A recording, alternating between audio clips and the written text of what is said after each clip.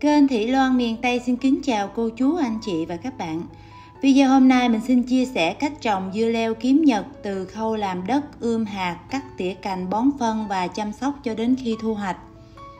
Thời gian sinh trưởng của giống dưa leo này thì mất khoảng 55 đến 60 ngày tính từ lúc ươm hạt cho đến khi thu hoạch. Mùa vụ thích hợp để trồng giống dưa leo kiếm nhật này thì mình sẽ trồng vào mùa lạnh hoặc trồng vào mùa hè, tránh mùa mưa ra. Mưa ít thì mình cũng có thể trồng được, còn mưa nhiều thì không nên trồng giống dưa leo này nha mọi người.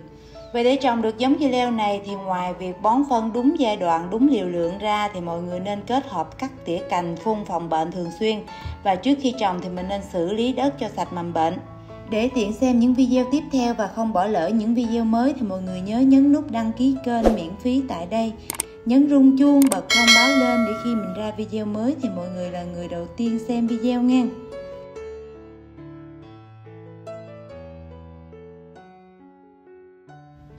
Và đây là gói hạt giống dưa leo kiếm nhật. Một gói như vậy thì có tới 20 hạt.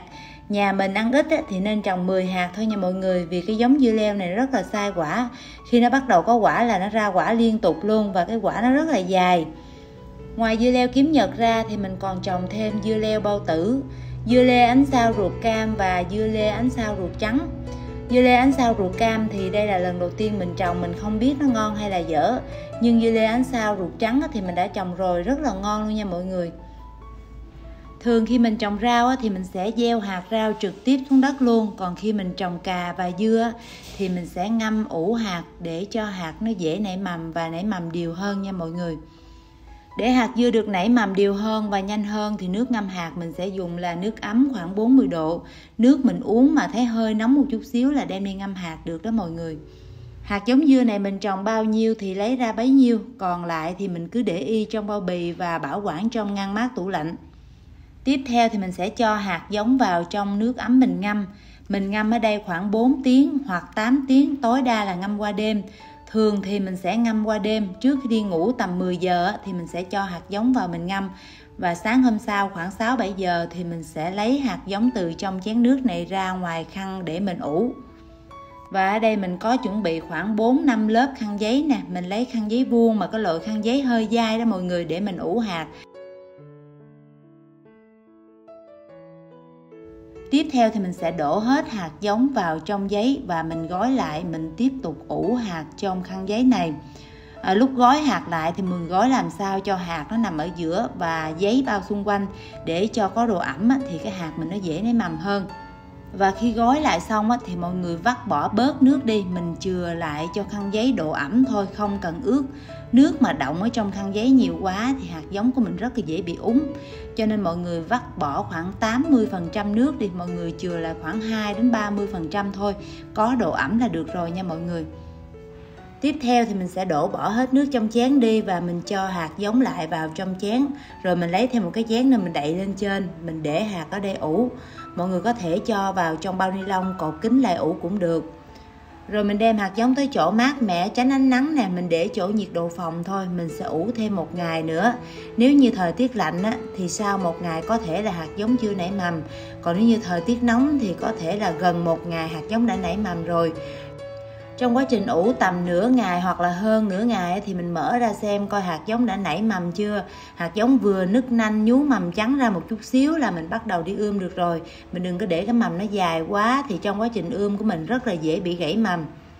Nếu như mọi người mua được hạt giống chất lượng, mọi người ngâm ủ theo y như mình chia sẻ thì hạt giống sẽ nảy mầm rất là đều luôn. Ở đây mình ươm 20 hạt mà mình thấy chỉ có 2 hạt là chưa nảy mầm thôi đó mọi người. Hạt giống mình ủ mà nó vừa nứt nanh, nó nhú mầm trắng một chút xíu như vậy là được nè mọi người. Mình đừng có để cho cái mầm này nó dài hơn nha. Nó dài hơn nữa thì nó dễ bị gãy lắm. Rồi tiếp theo mình sẽ đi trộn giá thể để ươm hạt. Giá thể để ươm hạt hôm nay thì mình dùng là 50% phân trùng quế trộn với 50% mùng dừa. Hôm nay thì mình dùng phân trùng quế đại xanh và mùng dừa mình tự xử lý. Và nếu như mọi người không có mùng dừa tự xử lý thì mọi người có thể mua mùng dừa ở ngoài cửa hàng. Nhưng mọi người mua cái loại nào mà trên bao bì nó có ghi chữ đã qua xử lý rồi Còn những cái bao mùng dừa nào nó không có chữ đã qua xử lý thì mọi người không mua nha.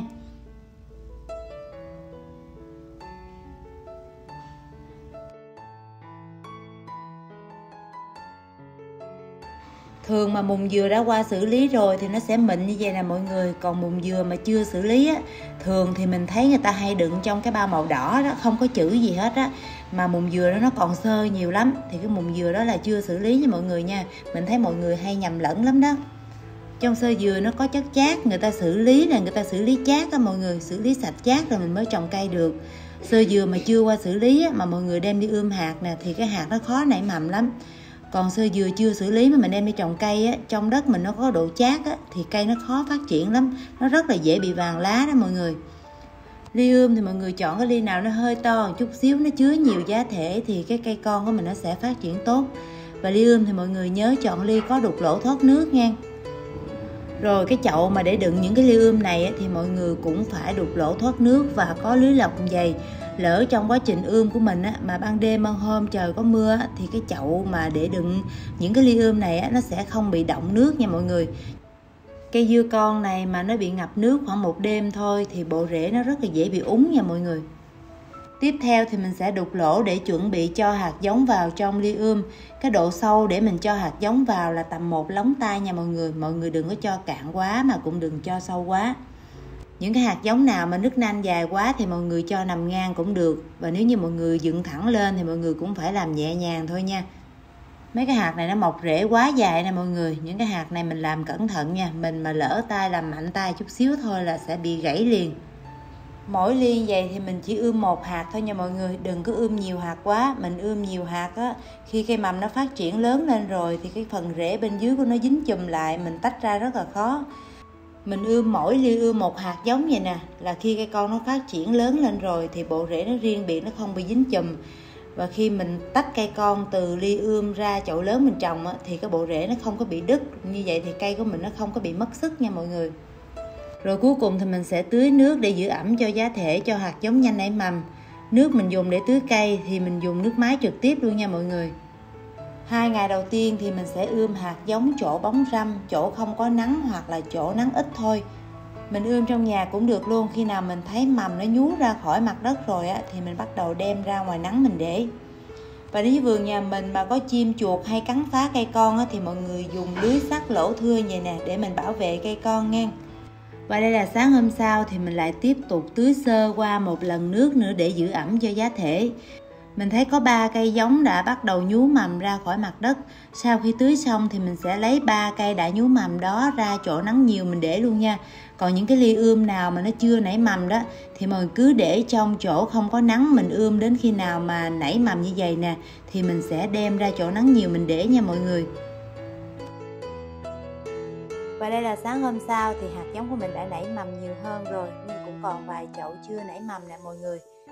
Bây giờ mình sẽ gom hết những cây đã nảy mầm này mang ra chỗ nắng nhiều để, còn những chậu nào chưa chịu nảy mầm thì mình cứ để trong mát tiếp nha. Chỉ cần mình thấy cái mầm nó nhú lên một chút xíu vậy nè mọi người là mình đem ra nắng được rồi. Mình mà để cây mầm ở trong mát lâu quá, thiếu nắng thì cây sẽ bị ốm và cao nha. Và mỗi ngày thì mình sẽ tưới nước cho những cái ly ươm này 1 lần. Khi nào mình thấy giá thể nó gần khô thì mình tưới, còn như mình thấy giá thể cái độ ẩm nó còn nhiều quá thì không cần phải tưới nữa nha mọi người. Và đây là chỗ mình để cây con nè mọi người, nắng trực tiếp luôn. Vườn mình không có nhà màng nhà lưới gì hết nha mọi người, không che đậy gì hết nha. Trong quá trình ươm hạt cây dưa leo này thì mình không cần phải bón thêm phân gì hết. Chỗ mình hiện tại đang nắng nhiều thì mỗi ngày mình sẽ tưới nước cho cây con 1 lần vào buổi sáng. Để có thời gian thì mình sẽ làm thêm một cái video nữa chia sẻ mọi người cách ươm hạt và cách xử lý khi cây con chậm lớn nè, cây ốm nheo hoặc là cây con bị vàng lá.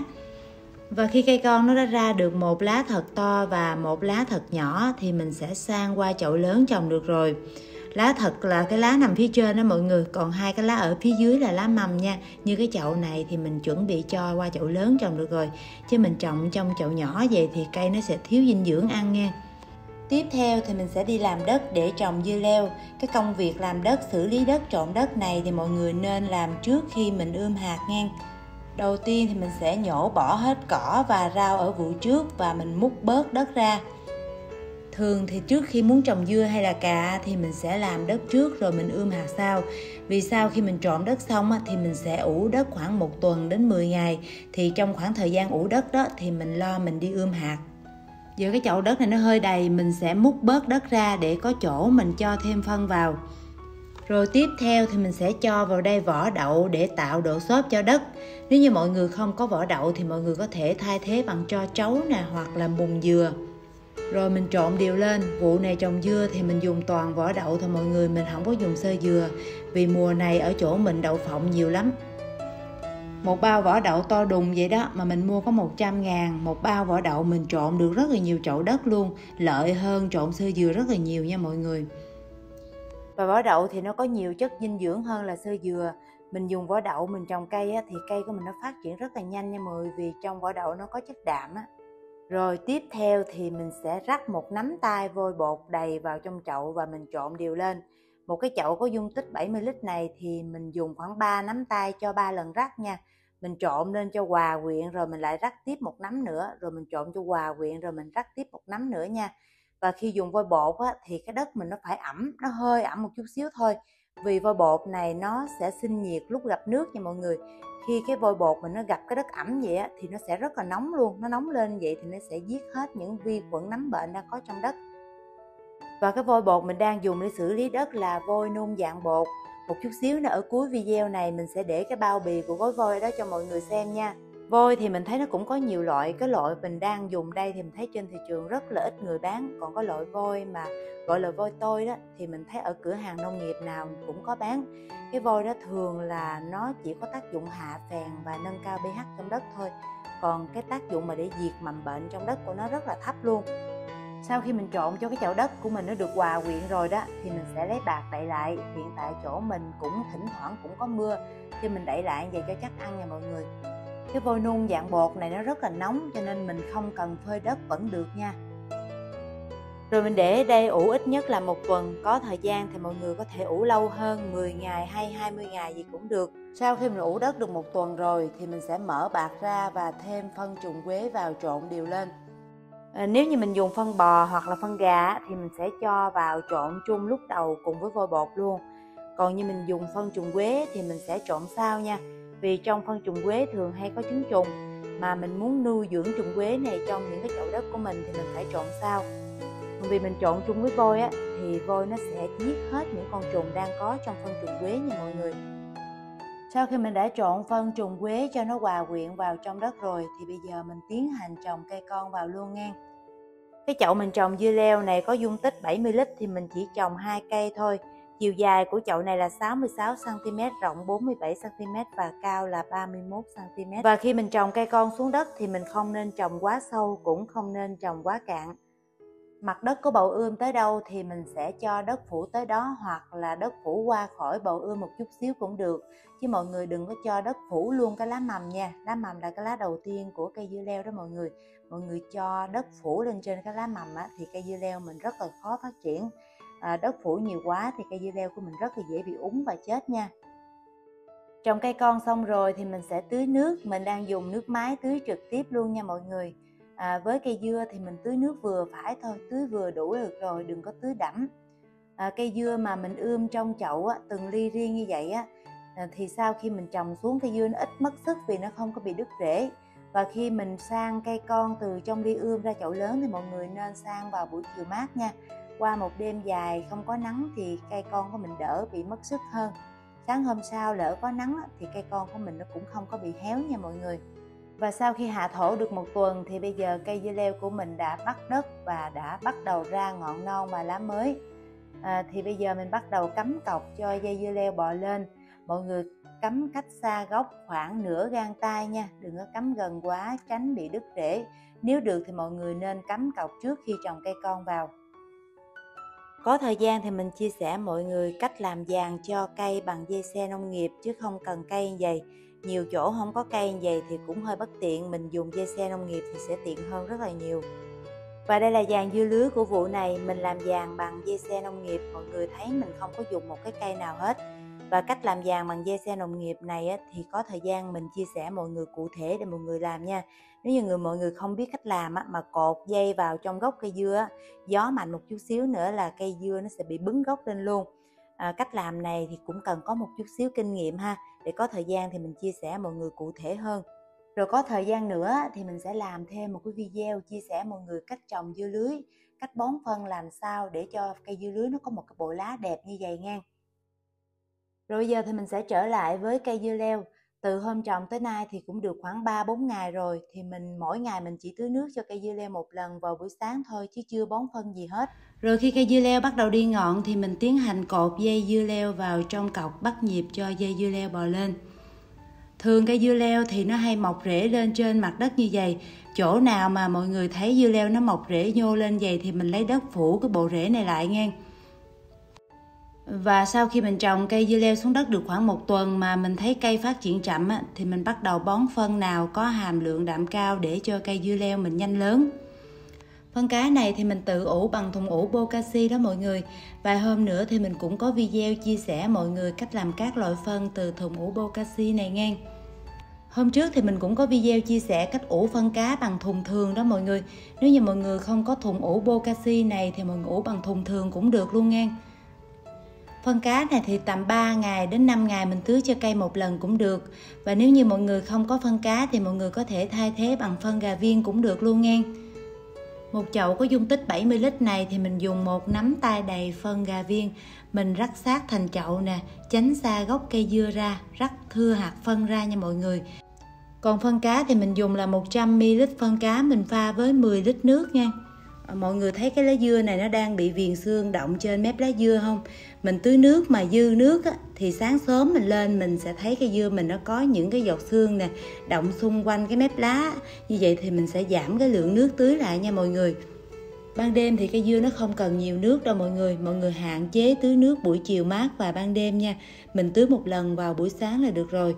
Hôm qua chỗ mình có mưa đó, nước nó đọng ở trong chậu nhiều, thành ra là sáng ra cây của mình nó bị viền xương như vậy.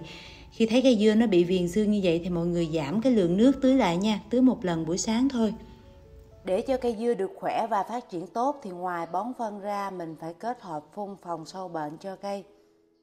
Hôm nay thì mình chia sẻ mọi người cách pha vôi bột để phòng bệnh cho cây từ ngọn xuống tới rễ nha. Đầu tiên mình cho vào trong xô là 1 chén vôi bột đầy, mình lấy cái chén ăn cơm mình lường vôi bột nha mọi người. Tiếp theo thì mình cho vào trong xô khoảng 15 đến 20 lít nước. Rồi mình sẽ trộn đều lên và mình để ở đây cho nước vôi lắng trong trở lại. Sau khi nước vôi lắng trong rồi thì mình sẽ múc cho vào bình phun. Mình phun trực tiếp lên cây và phun luôn xuống đất.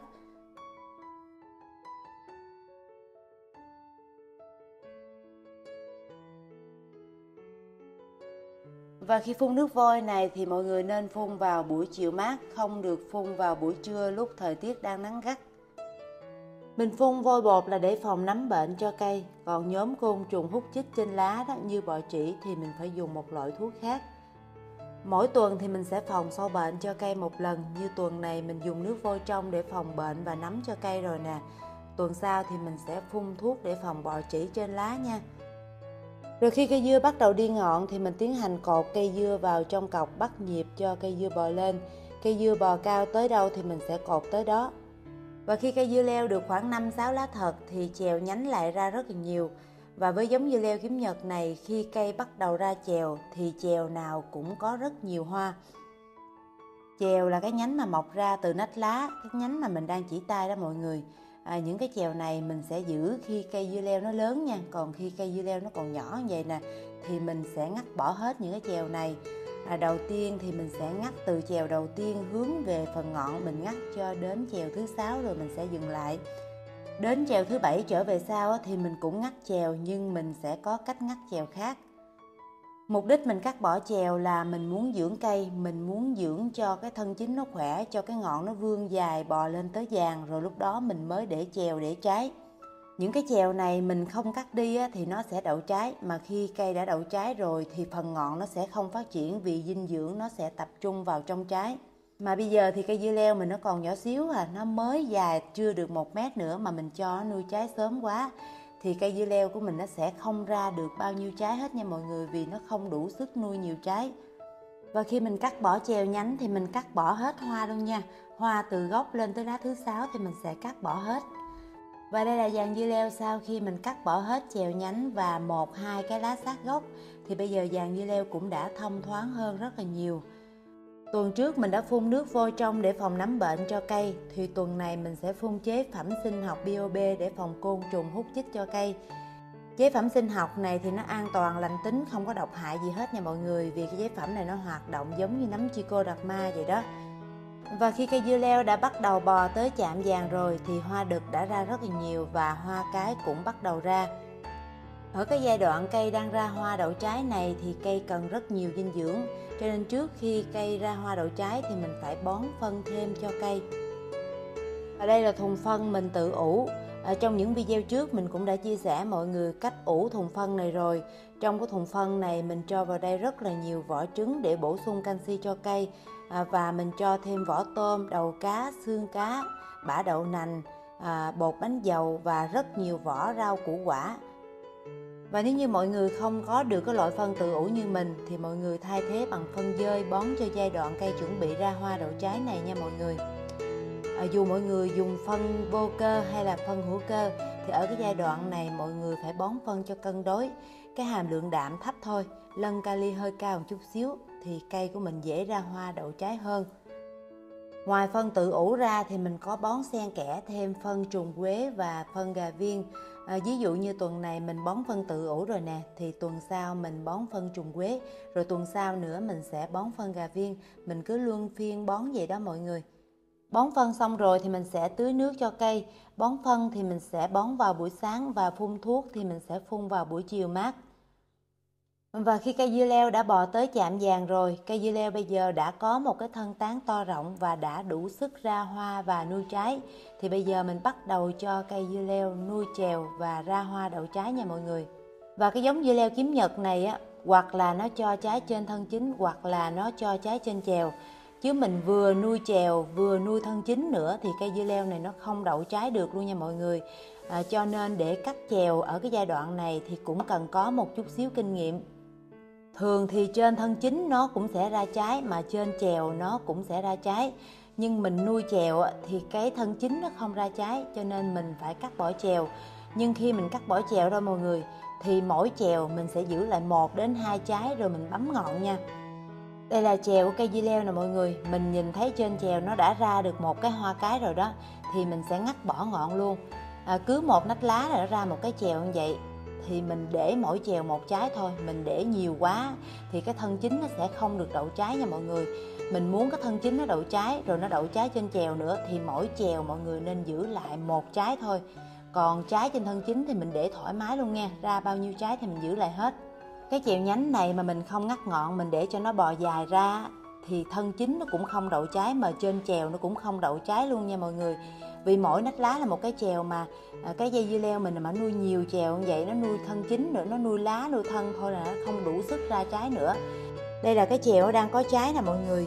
Cứ một nách lá trên chèo thì nó cũng sẽ ra một cái trái y như thân chính vậy đó. Mà mình tiếc cái trái non này, mình không ngắt bỏ chèo á thì trái trên thân chính và trái trên chèo đều bị vàng rụng hết nha mọi người. Và nếu như mình bổ sung đầy đủ dinh dưỡng, kể cả khi mình dùng phân NPK, thì trái trên cây dưa leo nó cũng sẽ đậu được rất là ít. Vì dinh dưỡng nó không đủ tập trung để nuôi quá nhiều chèo trên một cây dưa leo. Và đây là những cái trái dưa leo được mọc ra trên chèo. Và sau khi mình ngắt ngọn chèo xong thì những trái dưa leo này đã phình to ra và lớn lên mỗi ngày. Nếu như những cái chèo này mà hôm trước mình không ngắt ngọn đó mọi người, thì những cái trái dưa leo này nó cũng sẽ bị teo nha.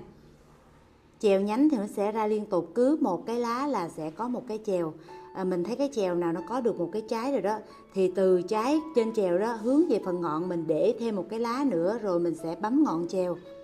Với kỹ thuật ngắt chèo này thì cây dưa leo mình sẽ ra được nhiều quả hơn, vì vừa được trái trên thân chính và vừa được trái trên nhánh phụ, mà cây dưa leo mình không mất sức phải nuôi nhánh. Mỗi giống dưa leo thì sẽ có cách cắt chèo ngọn khác nhau, không áp dụng cách cắt chèo ngọn này cho giống dưa leo khác nha mọi người. Với cái giống dưa leo kiếm nhật này mình trồng nhiều rồi, mình có kinh nghiệm. Như cây dưa leo này nó đang cho một trái trên thân chính nè, mà mình không ngắt bỏ cái ngọn của cái chèo này đi á, thì những cái trái tiếp theo trên cái thân chính này nó sẽ không đậu được, và cái trái trên chèo này nó cũng sẽ không đậu được luôn. Cho nên bắt buộc mình phải ngắt bỏ hết ngọn chèo thì trên thân chính nó sẽ ra được nhiều trái, và cái trái trên chèo này nó cũng sẽ đậu luôn nha mọi người.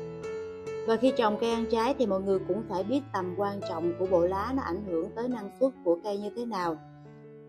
trong tất cả các loại cây ăn trái chứ không riêng gì cây dưa leo, thì cái việc bón phân để bổ sung cho lá được phát triển xanh tốt và cái việc phun phòng bệnh để bảo vệ cho cái bộ lá không bị côn trùng tấn công á, thì cái việc làm này nó rất là quan trọng và cần thiết, vì cái bộ lá sẽ quyết định sống còn, sẽ quyết định cho cây dưa leo mình ra được bao nhiêu trái và thu hoạch được bao nhiêu lần là do cái bộ lá quyết định hết nha mọi người. Vì nhiệm vụ của bộ lá là quang hợp dinh dưỡng, trao đổi chất, vận chuyển chất về cho cây ra hoa đậu trái. Mà nếu như mọi người không phun phòng bệnh cho cây để cho lá bị côn trùng cắn phá, te tua nè, rách rưới như vậy đó, rồi lá bị biến dạng co rút nữa, như vậy thì cái quá trình quang hợp dinh dưỡng sẽ diễn ra rất là khó khăn. Như vậy thì cây dưa leo của mình nó sẽ không thể nào ra được nhiều hoa và đậu được nhiều trái nha mọi người. Chưa kể là khi mọi người trồng dưa leo, mọi người không xử lý đất làm cho cây nó bị vàng lá. Lá mà nó bị vàng như vậy nó mất diệp lục rồi thì nó cũng không thể nào quang hợp dinh dưỡng tốt được nha mọi người.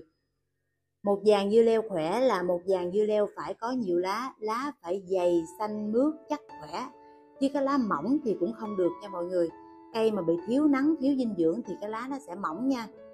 Rồi giờ mời mọi người cùng với mình ngắm nhìn thành quả dàn dưa leo ra trái lứa đầu tiên.